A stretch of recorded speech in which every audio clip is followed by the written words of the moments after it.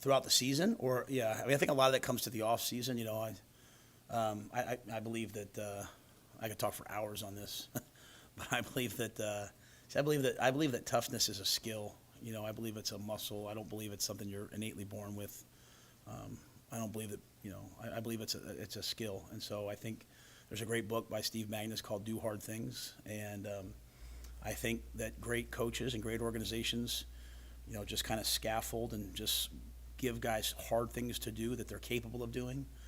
The old school, like, make them do things so hard that they quit's not really what it's supposed to be. But, you know, we've tried to be a team that, you know, asks our guys to do things that are just well within their range, but that are really hard, and teach them that there's a positive application for pain and to embrace the things that are hard.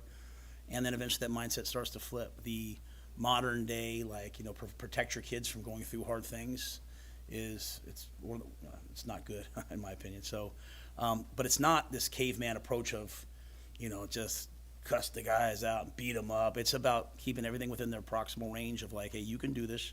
Never ask them something they can't do, but consistently stretching their comfort zone. How do you do that within the season? You know, you have to blend sports science with mental toughness, and understanding that because of the attention that's on what these guys do, that is in and of itself as much, you know, if I can make them all just turn off their social media mentions, I would, but I can't. So, you know, that is one of the hardest things. You have to build mental toughness so that they can withstand. You know, one day, you know, everyone says something great about you, then the next day it's not. And so, but I do think it's about our entire off-season approach. It's really, Sam, everything that we do is to build a toughness and a resilience that builds players up, not beats them down. And that's why everyone's the shame to me in society now is people think of coaches always as, like, almost like, you know, people that are on the attack, and because there are some that are like that. But great coaches scaffold and build and just keep bringing players to just a level just beyond what they think they're capable of, and then you look up one day and they're so much better, and they're so much stronger, and they're so much more mentally tough. And so, you know, last thing I'll say, and then this is probably way too long, but I like that question like this. I believe that mental toughness in today's day and age is really also about just being present. You know, the ability to be where you are, the ability to be in the moment. And that's one of the things that I keep challenging our guys. Some of our players aren't playing at the level they're always capable of because they're like a play ahead. Like, the play starts and they're already trying to do what they think is going to happen instead of just being in the moment. Like, hey, guys, just catch the snap. Hey, guys, just put your eyes on the receiver. Just do exactly what you're trained to do. And so as teams get good and as they get confident, they stop worrying less about everything that's happening around them. They start being more in the moment. So that's Dr. Haskell. That's Corey.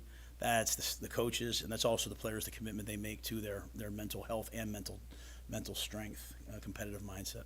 Yeah, follow up to that. How do you balance the necessity for mental toughness, but also the necessity for mental health? Well, I think it's the same. That's what I'm saying. I think of mental health as a continuum, right? So on one end you have elite competitive mindset, and on the other end, you know, probably you would have, and this isn't my take, this is, you know, the Dr. Perry at the Carolina or Dr. Haskell, you know, true mental illness. And then we're all always somewhere in the continuum, right? So we tell our guys, man, if you broke your leg, you're going to see the trainer, right? And if you're sore, you go see the recovery guys, right? And if even when you're feeling great, we still ask you to get in the ice and make sure your body's being taken care of. Well, it's the same thing with your mental health and mental wellness and mental approach, right? When you're really struggling, you know, you see somebody, but when you're kind of going along, we're still working constantly on our mindset and our mental health and our mental approach and the way we see things. And then in our anxiety, a guy like me, like I struggle with anxiety. I sit there and can't sleep at night. I sit there and,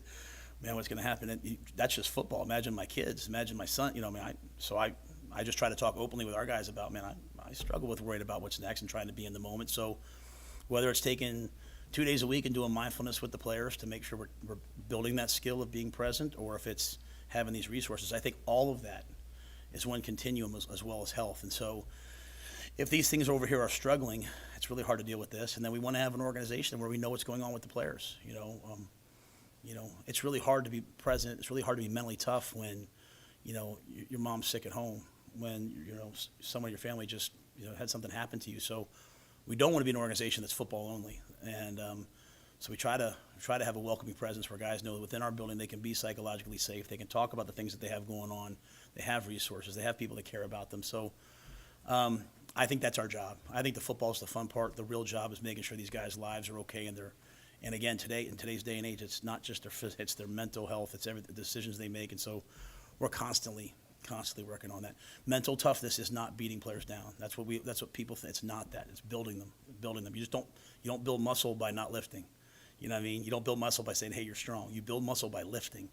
And so I believe we build mental toughness by doing hard things that are in our proximal range, and we just get better and better and better and better. And I read about it so that I can adequately try to explain it to players, and then I let Dr. Haskell and the experts actually really talk about it. So,